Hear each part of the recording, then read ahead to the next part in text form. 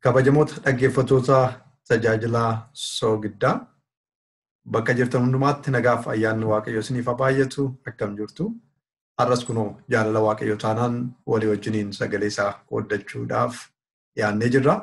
Sagalee Waaqayyo kanatti darbuu keenyaan dura kadhannaa walii wajjiniin godhan.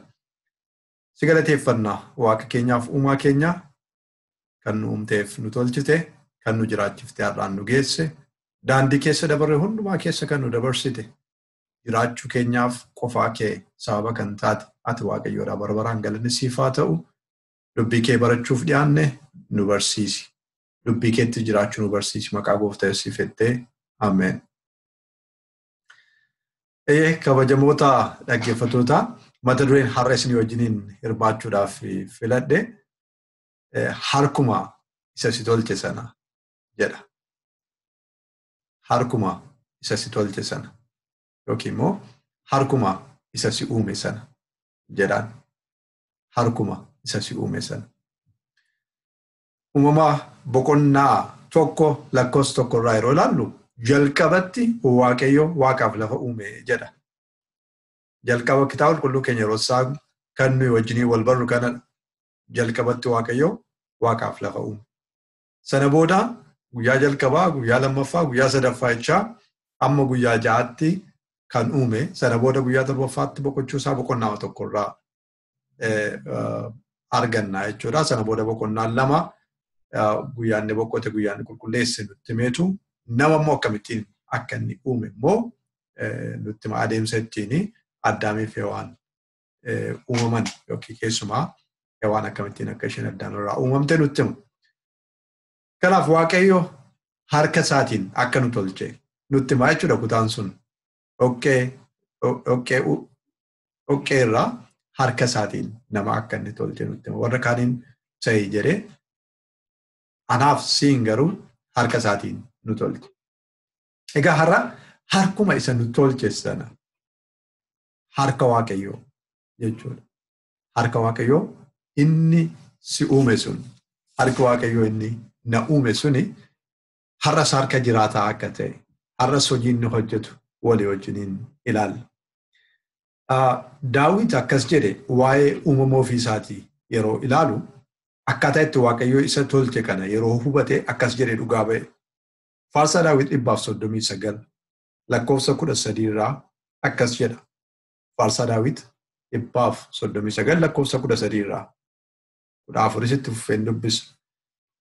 Keessa namummaa koo situ uume jedhe. Keessa namummaa koo situ uume. Gadameessa haadha koo keessatti situ na tolche. Keessa namummaa koo situ uume. Gadameessa haadha kootii keessatti situ na tolche. Isaati guddaa dinqisiisaa gootee na uumteef ani galata siif nan galcha. Gochaan kee waanuma raajiiti. Anis kana beessa godhee nan beekaa jedha Daawit. Ani kana beessa godhee nan beeka. Maal? Keessa namummaa kootii situ uume. Gadameessa haadha kootii keessatti situ na tolche. Nama kan biraatu hin taane, waan kan biraatu hin taane situ na tolche, situ na uume. An hojii harka keetiiti. Harka keetu gadameessa haadha kootii keessatti na tolche. Isati guddaa dinqisiisaa gootee immoo na uumteef immoo an sin galateeffadha jedha jechuudha. Isati guddaa dinqisiisaa gootee na uumtee fi sin galateeffadha. Harka keetu na uume, harka keetu na tolche jedha Daawit. Harka keetu na uume, harka keetu na tolche. Namni baay'een har'a kana hubachuu dadhabee rakkata. Keessumaa addunyaa saayinsii kanaa keessa yeroo gallu harki Waaqayyoo na tolcheerra jechuudha namni waan kan biraarraan dhufe jedheetu amanuu gara sanatti wayii. Dargaggoonni keenya mana barumsaa adda addaa keessatti, mana barumsaa uummataa keessatti kan baratan, yuunivarsiitii gurguddaa keessatti kan baratan sammuun isaanii kanaan qabama. Harki Waaqayyoo isaan tolchuusaa irraanfata. Ani har'a xiyyeeffannaan koo waa'ee uumamaa kana irratti utuu hin taane xiyyeeffannaan koo waa'ee harka Waaqayyoo kanadha. Harka Waaqayyoo isa si uume kana. Harka Waaqayyoo isuma si tolche sana. Harka Waaqayyoo isuma jalqaba Addaamiif Hewaaniin dhoqqee irraa hojjete sana. Harka Waaqayyoo harka waaqayyoo. Harka waaqayyoo. Harka sana. Harka na tolche sana. Harka si tolche sana.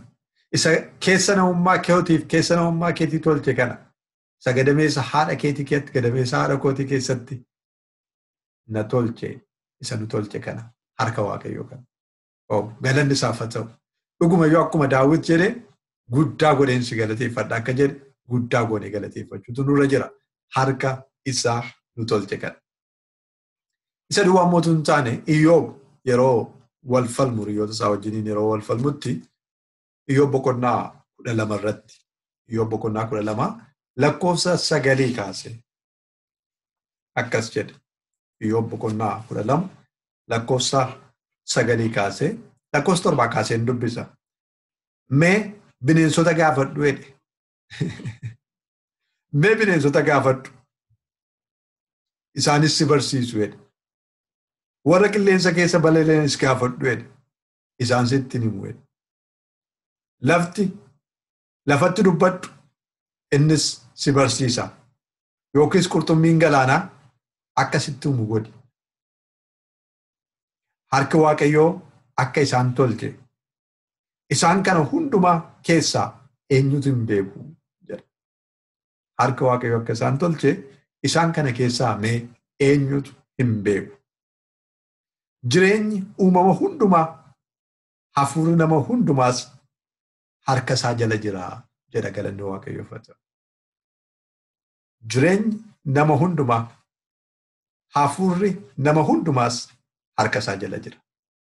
Harka isa kam? Harkuma isa tolche sana jala. Waaw! Harka waaqayyoo waaqa jiraataa isa gadameessa haadha keetii keessatti si tolche. Jireenyi kee har'ayyuu harka isaa keessa jira. Harka kan biraa keessa min kan inni jiru. Jireenyi kee erga harka isa si tolchee keessa jiraate hafuurri kee hafuurri nama hundumaa harka isa uumee keessa erga jiraateeti wanti isa yaaddessu wanti kan biraan maalidha kan jiru. Erga jireenyi kee harka isa si uumee keessa jira ta'eeti. Erga dabarsee kan biraatti sin kennine ta'eeti. Harka isa si uume sana. Isa gadameessa haadha keetii isa iddoo dukkanaa sana keessatti iddoo namni sin argine sana keessatti harka isa si tolche sana mee yaadi. Akkam godhee si tolche achi keessatti. Mee ilaali bu'aa qaama keetii kana.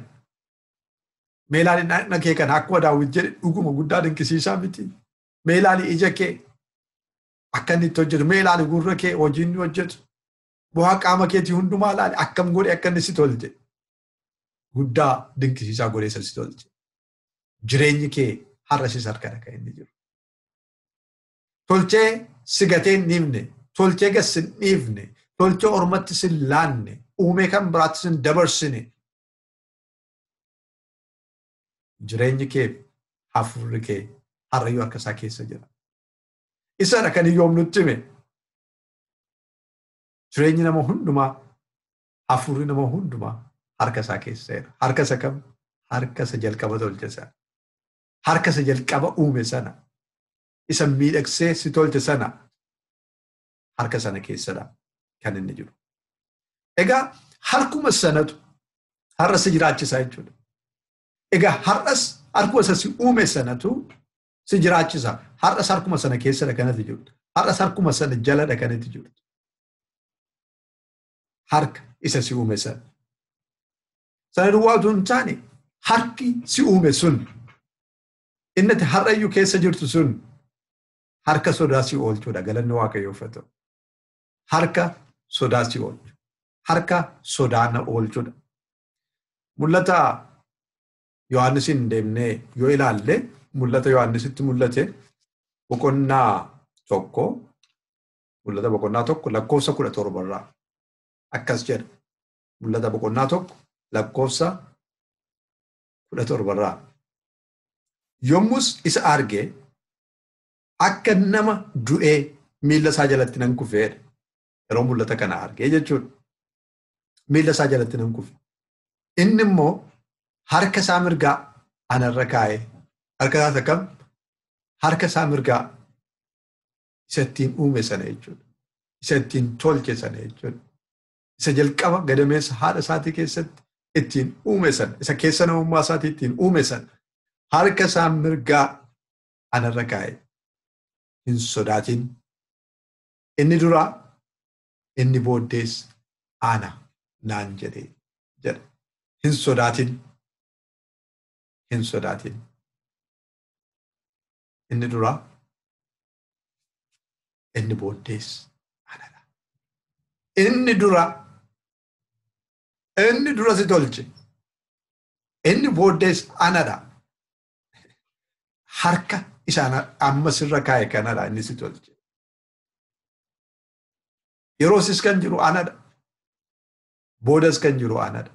Amma dhumaatti kan jiraatu, bara baraan kan jiraatu anadha. Kanaaf hin sodaatin. Eessa jirta? Harka isa si uume jala jirta.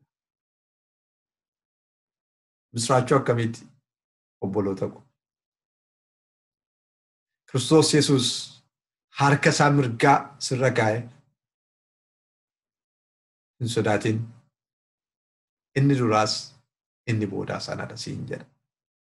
Inni jalqaba si tolche sana. Inni amma si jiraachisus ana. Inni booddees anadha.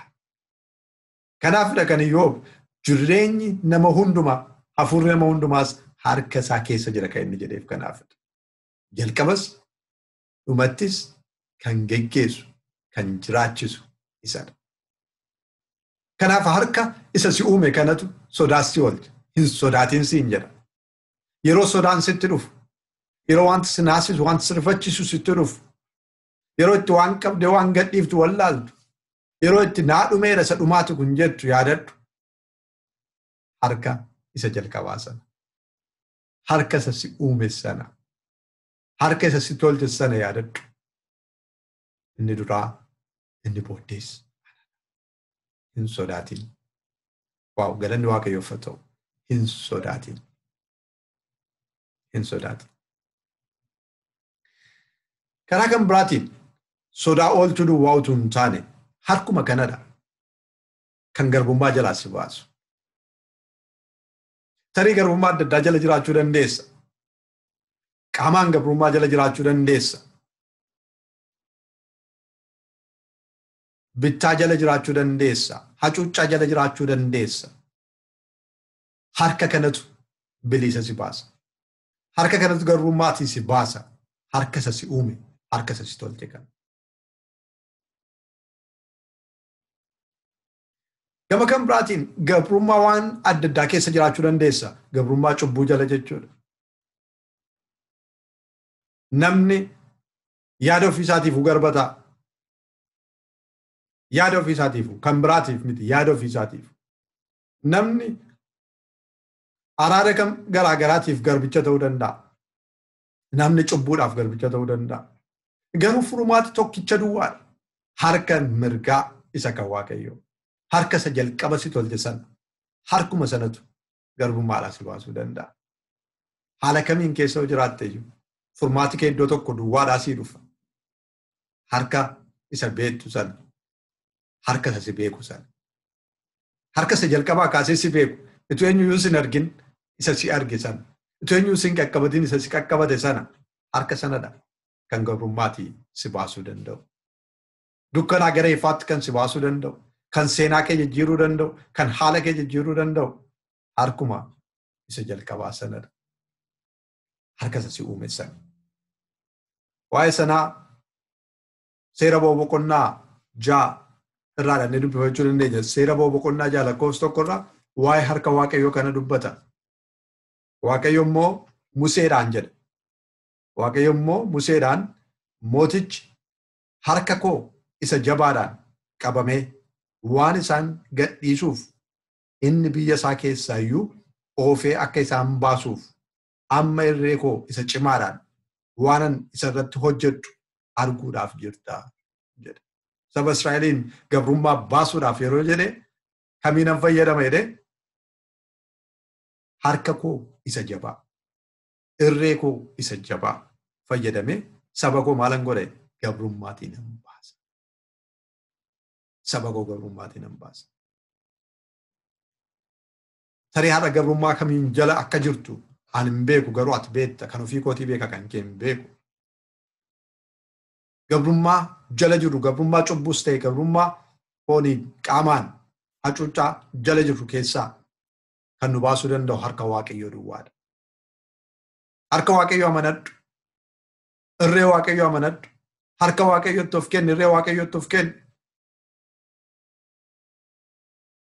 Inni Fara'oonin jabeessee akka qabe jabeessee isa si hacuucu akka qabutti. Inni Fara'oonin qabee jabeessee inni qabee saba Israa'eliin biyya gabrummaa keessaa baase. Isa siin gabroonfate jireenya kee yaada kee isa gabroonfate isa mootii sitti ta'e isa gooftaa sitti ta'e cubbuu kee jabeessee akka qabu Waaqayyootti dabarsii kenna. Harka isa kamidha? Harka isa jalqaba si uume sanadha. Inni gabrummaatii si baasuu danda'u. Saba Israa'eliin harka isa isaan tolchetu isaan baase. Harka isa isaan tolche isa jalqaba isaan uumetu biyya Misiritti isaanii jiriin gadi bu'ee achii qabee isaan baase galanni Waaqayyoof haa ta'u. Keessa deebii keettis kana yaadachiisa. Keessa deebii boqonnaa 7 lakkoofsa 8 irraa yaadadhaa jedheetutti himaa jechuudha. Keessa deebii boqonnaa 7 lakkoofsa 8 irraa akkas jedha nan dubbisa. Waaqayyo garuu waan si jaallateef kakuu abboota keetiif kakates waan eeguu barbaadee fi irree jabaadhaan mana garbummaa keessaa harka Fara'oon mootii Gibxi jalaa si fureera jedhaan. Waaqayyo garuu harka isaa isa kamiin jedhee harka isaa isa jabaadhaan irree isaa isa jabaa sanaanii biyya Gibxi harka Fara'oon jalaa si fureera. Harka isa kam? Harka isa si uume sana. Harka isa si uume sana. Harka isa jalqaba si tolche sana. Harka isa si beeku, harka isa beektu sana. Harkuma sanadha furmaatii har'as. Harka Waaqayyoo jala, harka Waaqayyoon ala bakki furmaatii dhufu kan biraan hin jiru. Kanaaf furmaataaf gara Waaqayyoo ilaali. Gara harka isa si tolchee ilaali. Gaafadhu harka isaa siif diriirsu. Gaafadhu irree isaa siif diriirsu. Na baasi jedhi si baasa. Na oolchi jedhi si oolcha. Na gargaari jedhi si gargaara. Harka garaa sitti jabaatu miti. Harka isa si uumeedha waan ta'e. Harka isa si tolchedha waan ta'e. Harka isa si ilaalee darbu miti.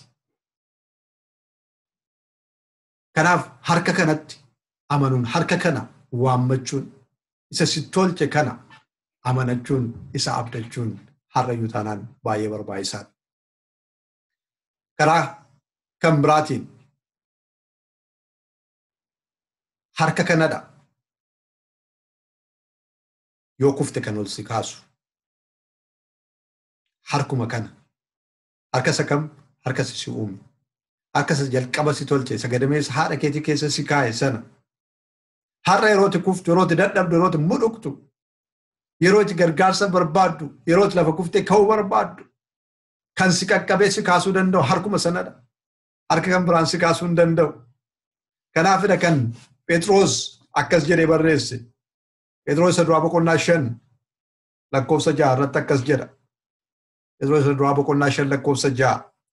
Kanaafis Waaqayyo yeroon isaa yommuu ga'u akka ol isin qabutti harka isaa isa aangoo qabeessa jalatti gad of deebisaa jedha.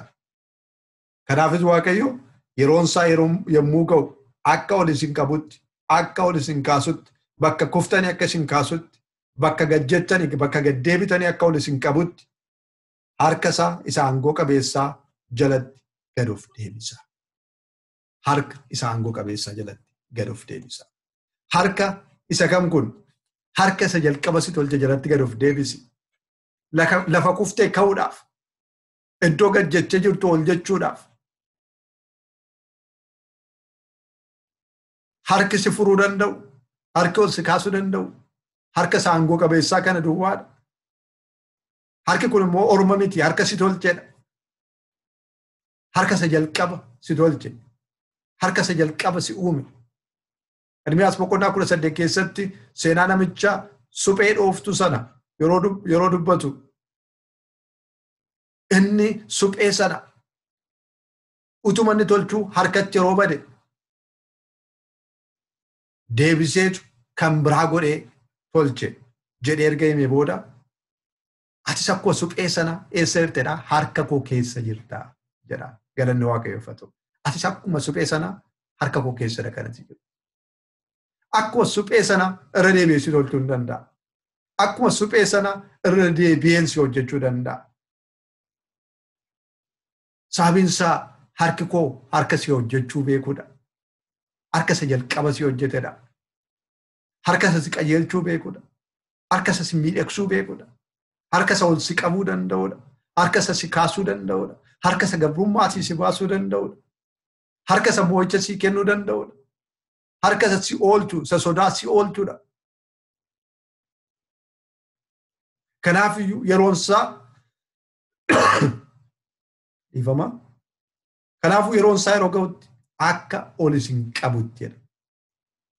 Yeroon isaa yeroo ga'utti akka ol isin qabutti harka isaa jalatti gad of deebisaa. Kanadha ergaan har'a Waaqayyo anaaf siif qabu.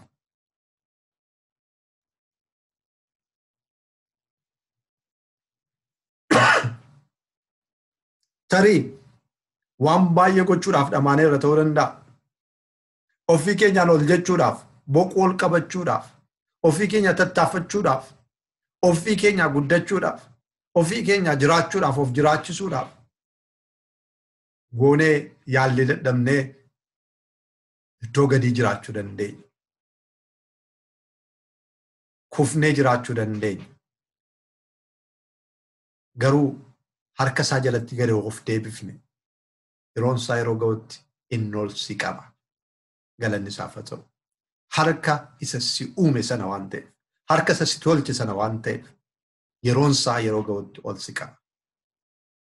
Kanaaf ofii keenya ol qabuu dhiifne keessumaa Waaqatti Waaqayyoon waan caalle, Waaqayyoon caalaa waan beeknu, Waaqayyoon caalaa waan of gargaaru, Waaqayyoon caalaa waan of oolchinu, Waaqayyoon caalaa yaadni keenya bal'aa akka ta'e, Waaqayyoon caalaa hubannee akka ilaallu, fagootti akka ilaallu, seenee yeroo nuyi itti of yaadnu jira. Akka ittiin miti obboleessa koo obboleettii koo. Harka Waaqayyoo jalatti gad of deebisuu bari. Harka Waaqayyoo jalatti gad jechuu bari. Yeroo isaa eeggadhu, yeroon isaa yeroo ga'u isa tolsi qaba. Yeroon isaa yeroo ga'u Fara'oon saba sana hin gadhiisu jechaa haa turu malee yeroon Waaqayyo yeroo ga'e, yeroon inni jabeessee isa qabe ofii isaatiin ari'ee baase. Maaloo dafaa deemaa waan barbaadan fudhadhaatiin nurraa deemaa jedha. Haalli itti keessa jirtu si gadhiisa. Gabrummaan keessa jirtu si gadhiisa. Waanjoon jala jirtu si gadhiisa. Kufaatiin keessa jirtu si gadhiisa. Inni si qabe si gadhiisa. Inni si hidhe si gadhiisa.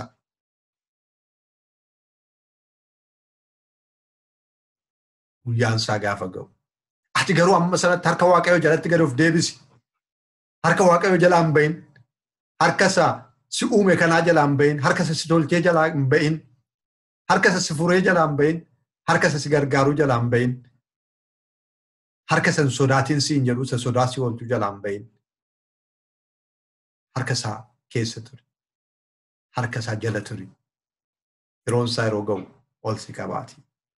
Kanaaf sagalee har'a nuu dhufe kanaaf Waaqayyoon galateeffachaa harka isa jalqaba nu tolche isa amma dhumaatti nu geggeessu. Yoo kufne isa ol nu qabu, yoo sodaanne isa sodaatiin nu hin jedhu, isa sodaa nu oolchu, isa gabrummaatii nu baasu, isa furmaata nuuf ta'e isa nu fure, isa jalqabaa, isa dhumaas isa ta'e harka isaa jalatti gad of deebifnee yeroo Waaqayyo eeggachuu akka dandeenyuuf Waaqayyo nu haa gargaaru, Waaqayyo nu haa eebbisu.